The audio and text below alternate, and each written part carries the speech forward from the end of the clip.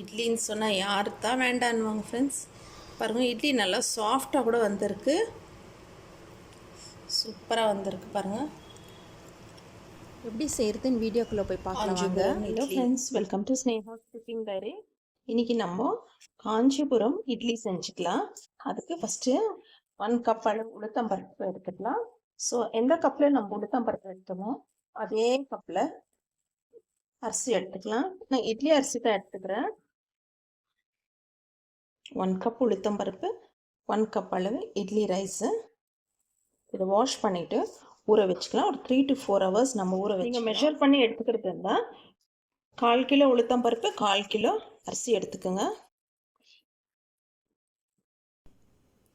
நம்ம rice wash பண்ணிட்டோம், தண்ணி ஊற்றி ஊற வச்சுக்கலாம்.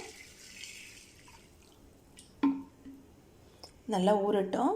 எப்போவுமே ஒரே மாதிரி இட்லி செய்கிறேம்மா, கொஞ்சம் டிஃப்ரெண்ட்டாக செய்யணும் தான் நான் இந்த காஞ்சிபுரம் இட்லி செய்ய டிசைட் பண்ணேன். 3 hours ஊறட்டும். காஞ்சிபுரம் இட்லி செய்கிறதுக்கு அரிசி பருப்பு ஊற வச்சோம், உளுத்தம்பருப்பு அரிசி. இப்போ இது நல்லா ஊறிடுச்சு. தண்ணி சுத்தமாக ட்ரெயின் பண்ணிக்கலாம். நம்ம தண்ணியே இருக்கக்கூடாது.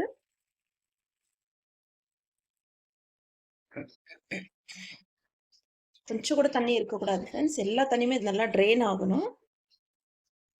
தண்ணி நல்லா ட்ரெயின் ஆகிட்டு இருக்கு. மிக்ஸி ஜாரில் போட்டு கிரைண்ட் பண்ணிக்கலாம்.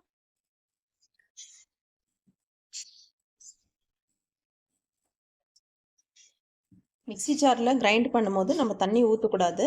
தேவைப்பட்ட 1 or 2 ஸ்பூன்ஸ் ஊற்றணும், அவ்வளோதான். அதிகமாக தண்ணி ஊற்றி கிரைண்ட் பண்ணாதீங்க. நம்ம நார்மலாக இட்லி தோசைக்கெல்லாம் எப்படி கிரைண்ட் பண்ணுறோம் அந்த மாதிரி பண்ணக்கூடாது. கொஞ்சம் கூட ஊற்றக்கூடாது. வாங்க கிரைண்ட் பண்ணின்னு வரலாம். ரொம்ப ஃபைனாக அரைச்சிடாதீங்க, கொஞ்சம் ரவையாக இருக்கணும். தண்ணியும் ஊற்றக்கூடாது. வீட்டில் இருக்கிறத வச்சு கம்மியான குவான்டிட்டியில் கூட செய்யுங்க ஃப்ரெண்ட்ஸ், ரொம்பவே சூப்பராக வருது. இதே மாதிரி மெத்தடில் ட்ரை பண்ணி பாருங்கள் ஒன்ஸு. பாருங்கள், ஒரு ஸ்பூனில் தள்ளி விட்டுட்டு கொஞ்சமாக 1 ஸ்பூன் அளவு தண்ணி ஊற்றிக்கிங்க, அவ்வளோதான்.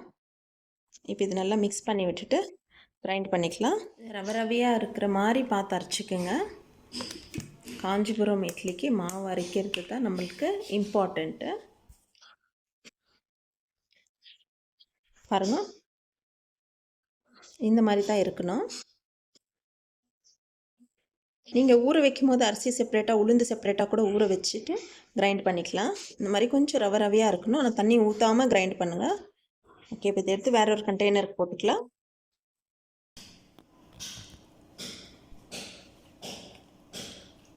பாருங்கள், கன்சிஸ்டன்சி பாருங்கள் எப்படி இருக்குது.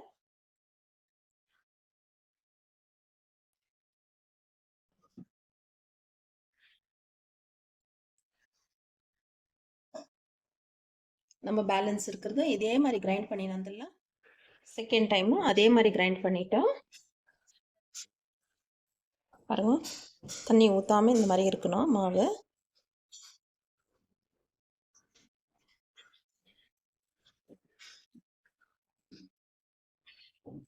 மாவு இட்லிக்கு நம்ம கிரைண்ட் பண்ணிட்டோம். இப்போ இது வந்து நல்லா புளிச்சு வரணும், ஃபர்மெண்டேஷன் ஆகட்டும். அது வரைக்கும் நம்ம க்ளோஸ் பண்ணி வைக்கலாம். நம்ம கிரைண்ட் பண்ணிவிட்டு அவ்வளோதான், உப்பெல்லாம் எதுவுமே போடக்கூடாது, அப்படியே க்ளோஸ் பண்ணி வைக்கலாம். நம்ம மாவு அரைச்சி வச்சு 7 hours ஆயிடுச்சு. நல்லா புளிச்சிட்டு இருக்கு மாவு, இட்லி மாவு நல்லா புளிச்சிட்டு இருக்கு. இப்போ இதில் சில இன்க்ரீடியன்ஸ் எல்லாம் ஆட் பண்ணிக்கலாம். வாங்க, அது என்னென்ன இன்க்ரீடியன்ஸ் பார்த்துக்கலாம். கொஞ்சமாக ஒரு தாளிப்பு கரண்டியில் கீ போட்டு கேஷ்யூ நட்ஸ் ஃப்ரை பண்ணிக்கலாம்.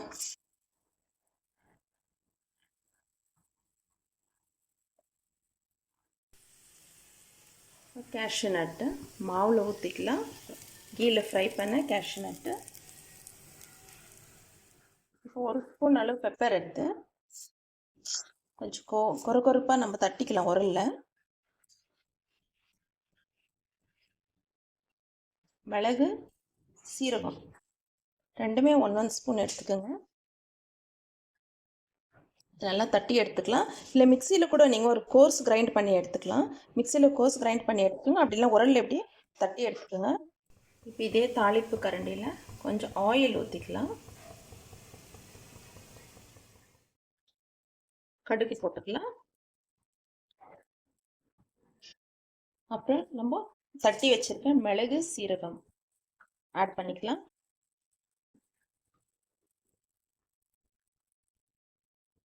சிம்ல வச்சு தாளிச்சுக்கோங்க. இஞ்சி கட் பண்ணி வச்சிருக்கேன், இஞ்சி போட்டுக்கலாம். உங்ககிட்ட சுக்கு பவுடர் இருந்தால் 1 ஸ்பூன் சுக்கு பவுடர் போட்டுக்கோங்க. ட்ரை ஜிஞ்சர் பவுடர் இருந்துச்சுன்னா அதை ஆட் பண்ணிக்கோங்க. நான் இஞ்சி ஃபைனாக சாப் பண்ணி போட்டிருக்கேன். கறி லீவ்ஸ் போட்டுக்கோங்க. தாளிப்பெல்லாம் ஆயிலில் நல்லா மிக்ஸ் ஆகட்டும். பெருங்காயம்,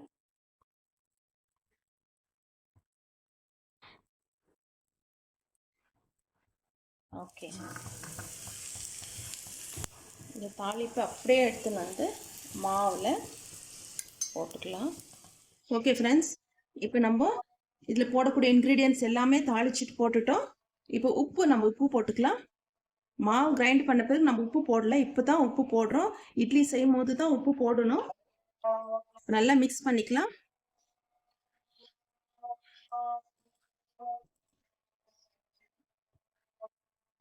காஞ்சிபுரம் இட்லி மாவு ரெடி ஆயிடுச்சு.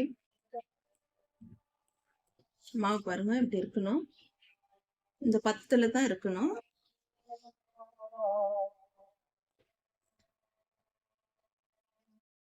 காஞ்சிபுரம் இட்லி மாவு நம்மளுக்கு சூப்பராக ரெடி ஆயிடுச்சு.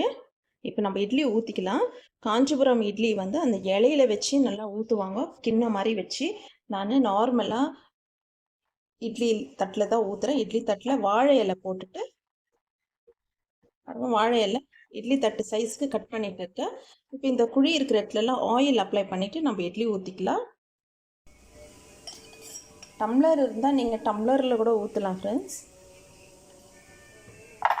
இட்லி ஊற்றிக்கலாம். காஞ்சிபுரம் இட்லி ஊற்றிக்கலாம். நான் சொன்ன மாதிரி மாவு இதுக்கு இந்த மாதிரி தான் டைட்டாக தான் இருக்கணும். ரொம்ப டைட்டாக இருந்தால் நீங்கள் கொஞ்சம் தயிர் ஊற்றிக்கிங்க.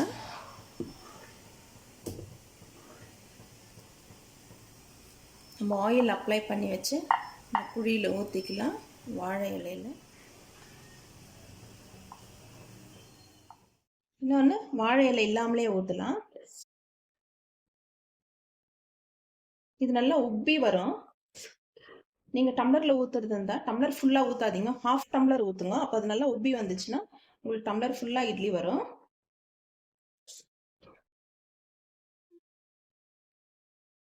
டம்ளருக்குள்ளே இலை போட்டுட்டு ஒரு பாதி டம்ளரில் மாவு ஊற்றி வச்சிங்கன்னா அது உப்பி நல்லா ஃபுல்லாக வரும்.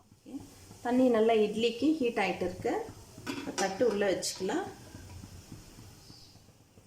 ஒன்று வாழை இலையோட, இன்னொன்று வாழை இலை இல்லாமல். ஓகே, இப்போ இது நம்ம ஒரு 10 to 15 மினிட்ஸ் விடலாம். நார்மல் இட்லி குக் ஆகிறத விட இது கொஞ்சம் டைம் எடுக்கும். ஏன்னா நம்ம கொஞ்சம் ரவையாக மாவு அரைச்சிருக்கோம். இது கொஞ்சம் டைம், எக்ஸ்ட்ரா டைம் எடுக்கும். ஒரு 10 to 15 மினிட்ஸ் ஆகும். நம்ம இட்லி வச்சு 10 மினிட்ஸ் ஆயிடுச்சு. பார்க்கலாம்.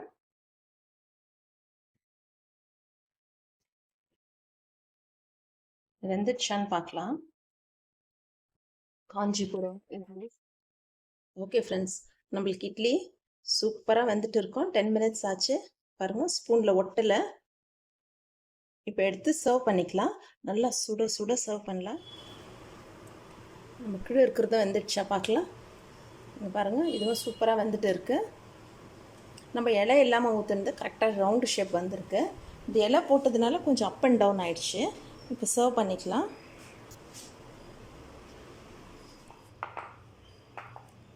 இந்த இட்லியோட ஸ்பெஷாலிட்டி என்னென்னா, நம்ம சில்லுன்னு சாப்பிட்டா நல்லாயிருக்கும், சூடாக சாப்பிட்டாலும் நல்லாயிருக்கும். 2-3 டேஸ் வச்சுன்னு கூட சாப்பிட்லாம். ஆனால் நீங்கள் ஹாட் பாக்ஸில் போட்டு வைக்காதீங்க. இந்த மாதிரி வாழை இலையிலே சுற்றி நீங்கள் ட்ராவலிங் போனால் கூட எடுத்துன்னு போகலாம். ரொம்பவே நல்லாயிருக்கும்.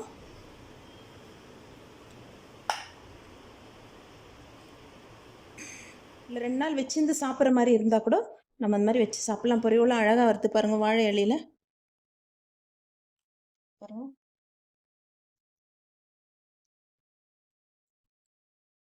அழகாக ஒட்டவே இல்லை பாருங்கள், பியூட்டிஃபுல்லாக வருது. இதுக்கு சுட சுட காஞ்சிபுரம் இட்லி ரெடி ஆயிடுச்சு. இட்லின்னு சொன்னால் யாரு தான் வேண்டான்னுவாங்க ஃப்ரெண்ட்ஸ். பாருங்கள், இட்லி நல்லா சாஃப்டாக கூட வந்திருக்கு, சூப்பராக வந்திருக்கு பாருங்கள். காஞ்சிபுரம் இட்லி. ஆஹா, நல்லா சாஃப்டாக கூட இருக்குது. சாப்பிட்டு பார்த்தா டேஸ்ட்டாகவும் இருக்குது. ட்ரை பண்ணுங்க ஃப்ரெண்ட்ஸ். ஓகே, இன்றைக்கி நான் தயிர் கூட தான் சர்வ் பண்ணுறேன். நீங்கள் சட்னி, காரா சட்னி, தேங்காய் சட்னி இல்லை இட்லி பொடியோடு கூட சர்வ் பண்ணுங்கள்.